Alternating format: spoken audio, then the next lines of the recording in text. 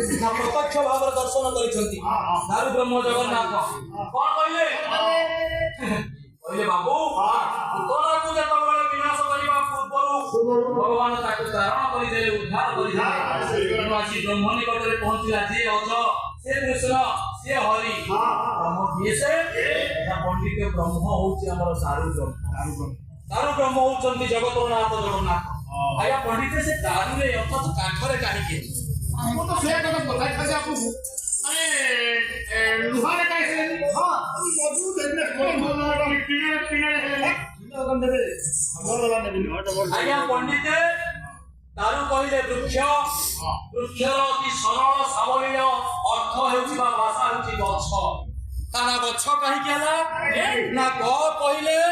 गठन प्रक्रिया रे छ कहिले छटी उपादान जे हमकु प्रदान करे पंडित सेही होछि गछ गठन प्रक्रिया छटी उपादान हमकु भागवत सुंदर भाव प्रमाण करे अरे जड़ पवन लागि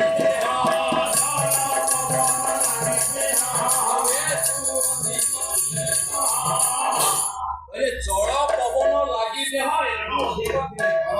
जीवन बंचैबा पई गछ देला अम्लजान पिला माने परीक्षा रे पढिबो जीवन बंचैबा पई गछ देला अम्लजान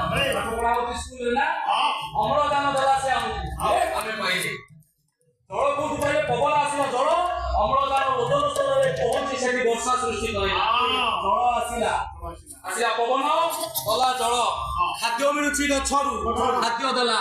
वस्त्र रेशमी पोकर कीटरु वस्त्र तयारी होउची वस्त्र आसीला काठ आसुची घर तयारी होउची बासगृह देला ये पांचोटी जिनिस देई सारिबा परे पंडित हम शरीर को सुस्थ रखिबा पई औषधीय गुण गछ पाखरु आसे आगे छोटी उपादान से हमकु प्रदान कर जीवन रे परिते मात्र गोटी लेखा गछ लगांतु विराट बड़ यज्ञ सहित आज्ञा समान हो परमात्मा रे मात्र सुनिया दर्शन सूत्र भारत तेणु ए गछ हमर केते उपकार रे लागे तेणु ठाकुर कहिले मु सेही गछर काठरे हि तयारी हेबी दारु रे तयारी हेबी काठरे तेणु काठ कोन जेतो बळे प्रथमे हम घर धामको आसीले आज्ञा प्रथमे दिला काठ मा कोटिया खाई काठरे एंटुनी सळे से कि सेठी हमको बड़ कला ये कोटिया खाए बुझी बानो केउ दिया हां से तापर कोन अंतिम समय जुई रे मध्य दरकार होछि सेही काठ जन्म हेले काठ जीवन सारा बंचिबा पई जोगैला काठ मरण समय मध्य काठ